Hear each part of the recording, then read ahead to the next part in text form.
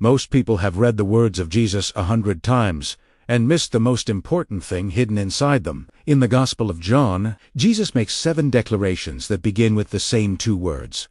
And those words are not a simple pronoun in a verb. They are an activation code, one that was recognized immediately by every mystic, every Gnostic, every initiate in the ancient world.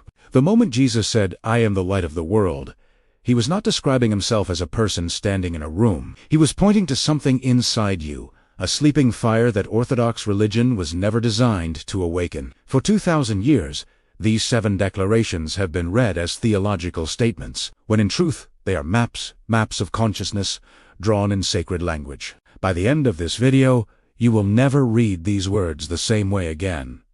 And that shift will be permanent. To understand why the 7 I am declarations carry such extraordinary weight, you have to begin at the beginning, not of John's Gospel, but of the tradition it was written within. The Gospel of John is universally acknowledged by scholars, both mainstream and esoteric, as the most mystical of the 4 canonical Gospels. Unlike Matthew, Mark, and Luke, which share a common narrative framework, John reads like a different kind of document entirely. It begins not with a birth story, but with a cosmological prologue that would have made perfect sense to any educated Alexandrian Gnostic of the 1st and 2nd centuries. The opening verses in the beginning was the Logos, and the Logos was with God. And the Logos was God are not theological warm-up material. They are a declaration of ontological reality, a statement about the nature of consciousness itself before it took form. The word Logos, which most Bibles translate simply as word, carried an entire universe of meaning in the Hellenistic world. It meant divine reason, the ordering principle of creation, the first emanation of the unknowable source that Gnostic traditions called the pleroma, the fullness. When John places Jesus inside this framework from his very first sentence, he is not writing biographer, he is writing cosmology. This context is everything, because when Jesus begins his 7 I am declarations in the chapters that follow, they are not the words of a historical teacher describing his ministry. They are the voice of the Logos itself, the divine principle that descends into matter, enters human form, and then speaks from within that form to awaken the same divine principle sleeping inside the listener. Every Gnostic school that encountered this gospel heard it exactly this way. The Valentinians, the Sethians, the followers of Basilides, all of them recognized in John's SIM statements the language of divine self, not personal autobiography. The Church standardized one reading, but there was always another one running underneath, older and deeper, passed down through initiates who knew how to listen between the lines. I am the bread of life. First of the 7 declarations appears in John chapter 6, and it arrives in a charged context. Jesus has just multiplied loaves and fish for a crowd of thousands. The crowd, predictably, wants more bread, and Jesus pivots with a statement that should have stopped everyone in their tracks. I am the bread of life. Whoever comes to me will never go hungry, and whoever believes in me will never be thirsty. Read literally.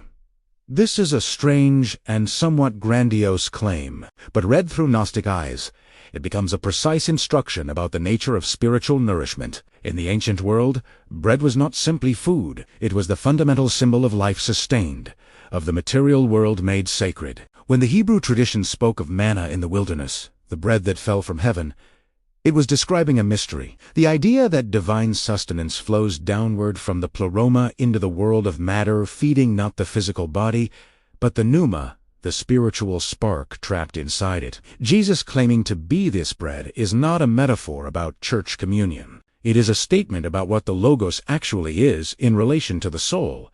It is the substance that the divine spark inside you as its own kind, its own source, its own home. The Gnostic teachers who commented on this passage understood that coming to the bread of life was not an act of belief in the theological sense. It was an act of recognition. Gnosis itself, the soul, imprisoned in the material world, starving not for food, but for remembrance of its divine origin, encounters the Logos and is nourished back to wakefulness. You do not simply eat the bread. You recognize that you are made of the same substance. That recognition, that moment of interior awakening, is the meal Jesus is describing. And it is a meal, the Gnostic said, that Orthodox religion keeps perpetually just out of reach, offering the ritual without ever explaining what the ritual is pointing toward. What you've learned here is only the surface. There's an older, more powerful layer behind these words. If something inside you felt that pull, the path is pinned in the first comment. The second declaration, I am the light of the world, appears twice in John's Gospel, which is itself significant. The Gnostic tradition did not treat this repetition as literary redundancy. It treated it as emphasis, a signal that this particular I am carries double weight. Light in Gnostic cosmology is not a poetic metaphor. It is the fundamental substance of the pleroma, the realm of divine fullness that existed before the material world fell into being. The demiurge, the flawed creator-god of Gnostic myth, built the physical universe from inferior materials, trapping fragments of divine light inside matter. Jesus declaring himself to be the light of the world is, from a Gnostic perspective, the Logos announcing its own nature to the very sparks it came to retrieve. The third declaration shifts the register, I am the door. This one confuses modern readers, because it sounds almost architectural, but in the initiatory traditions of the ancient world, the door was one of the most powerful symbols available. Mystery schools across the Mediterranean, Eleusinian, Orphic, Mithraic, all structured their initiations around the concept of crossing a threshold. The uninitiated stood on one side, the awakened stood on the other. There was a door between them, and the knowledge of how to open it was the entire purpose of the tradition. Jesus claiming to be the door is not modesty, it is an initiatory map. The Logos itself is the threshold between unconscious material existence and awakened pneumatic life. Fourth I am the Good Shepherd, carries an equally layered meaning. The shepherd in ancient Near Eastern culture was not simply a herder of animals. The shepherd was the one who knew each creature individually, who called them by name, who could distinguish the genuine flock from the strays. In Gnostic anthropology, humanity is divided into three categories of soul.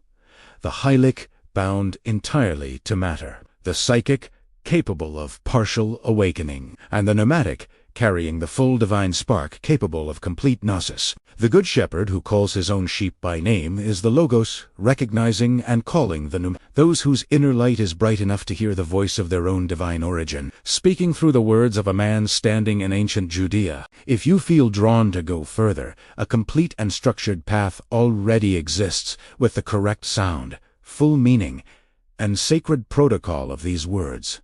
The door is open. Check. The first comment, the fifth and sixth I am. Resurrection and divine declaration arrives in one of the most dramatic scenes in all of John's Gospel. Lazarus has died. His sisters are grief-stricken. And in that moment, Jesus makes a statement that seems, on the surface, to be about miraculous power over death. I am the resurrection and the life. The one who believes in me will live, even though they die. Mainstream Christianity has read this as a promise of bodily resurrection at the end of time, but the Gnostic reading is both older and far more immediate. The resurrection being spoken of here is not a future event. It is happening in the present moment, inside the person hearing the words. In Gnostic theology, the death that matters is not physical death. The true death is the amnesia of the divine spark, the soul so deeply embedded in matter that it has forgotten its origin entirely. This is what the Gnostics called the sleep of the pneuma, a death more profound than anything biological, because it is the death of self. The resurrection, then, is the awakening of that forgotten self. When Jesus says he is the resurrection, he is not making a promise about corpses rising from graves. He is describing what happens when the Logos enters a soul that has forgotten itself.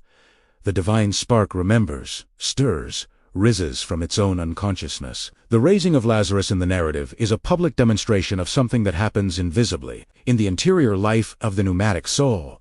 At the moment of the sixth I am the vine. You are the branches shifts from individual awakening to relational cosmology. In the Valentinian Gnostic tradition, the pleroma is understood as an interconnected system of divine emanations, each one flowing from the source and nourishing the ones that come after it. The vine is the perfect organic metaphor for this structure. The branches do not create their own life. They receive it from the vine. They are not separate organisms that happen to touch the vine. They are extensions of the same living system, fed by the same root, expressing the same essential life in different forms. For the Gnostic reader, this declaration is a map of the soulless relationship to the Logos, not the relationship of a worshipper to a distant deity, but the relationship of a branch to the vine it literally grows from. The seventh I am, the way, the truth, and the life. Declaration is the most quoted and, arguably, the most misunderstood sentence in the entire New Testament. I am the way, the truth, and the life. No one comes to the Father except through me. For centuries, this verse has been wielded as a theological exclusion clause, the scriptural basis for claiming that salvation belongs only to those within a specific religious institution. But if you strip away 2,000 years of institutional interpretation and return to the document as a Gnostic initiate of the 2nd century would have read it, something entirely different emerges. The way, in Greek hodos, was not merely a road. In Hellenistic philosophy and in the mystery traditions, the way referred to the path of return, the journey of the soul back toward its divine source, through layers of ignorance, through the archons that guard the material realm, through the process of awakening that Gnostics called the return to the pleroma. Jesus naming himself as the way is the Logos declaring itself to be the navigational principle, the inner guide that the pneumatic soul uses to find its way back through the cosmic architecture to its origin. The truth, aletheia in Greek, was equally charged. For Plato, and for the Gnostics who inherited his framework, truth was not a set of propositions, but the very reality of the divine world, as opposed to the shadow world of matter. And the life, in Greek zoe, was the specific word used for divine, eternal, uncreated life, as opposed to bios, the biological life of the physical body. When Jesus says he is the Zoe, he is speaking of the same uncreated light that existed before the demiurge fashioned the material world from inferior substances. As for no one comes to the Father except through me, the Gnostic reading is not exclusionary at all. It is a statement about the mechanics of awakening. The only path back to the unknowable source, the Father beyond all fathers, runs directly through the activation of the Logos within the soul, not through an institution, not through a creed, through the interior recognition of the divine principle that this entire gospel has been pointing toward from its very first word. You have just moved through one of the most layered documents in all of ancient literature, not as a religious text, but as a map. What the Gospel of John encodes in its 7 I am declarations is not a theology of divine personhood. It is a curriculum of interior awakening, designed by people who understood that the deepest truths cannot be handed to a person. They can only be unlocked from within. Each declaration points to a different facet of the same fundamental reality, that the Logos, the divine ordering principle of all existence, did not merely visit the earth in human form. It spoke directly to the part of you that is made of the same substance as itself. The bread of life nourishes the pneuma. The light of the world illuminates the amnesia of the sleeping soul. The door marks the threshold of initiation. The Good Shepherd knows you by the name your divine nature carries, not the name written on your birth certificate. The resurrection names what happens when the divine spark inside you wakes from its material dream. The vine describes the living connection between your soul and its source, a connection that was never broken, only forgotten. And the way, the truth, and the life maps the full trajectory of return, from the confusion of material existence, through the recognition of divine reality, into the uncreated life that preceded everything the demiurge ever built. This is what the Gnostics heard when they read John. This is what they transmitted to each other in their schools, their communities, their sacred texts found at Nag Hammadi. And this is what has been waiting quietly inside one of the most widely distributed books in human history for the reader who is ready to look beneath the surface. The complete teaching of the first 2 sacred Aramaic words. Their power, correct sound, and full protocol of use is now available. Check the first comment to access it. If this video opens something in you, share it with one person who is ready to hear it. Subscribe and leave a comment below. Which of the 7 I am declarations struck you most deeply, and why? That conversation is how the gnosis moves from one awakened mind to the next.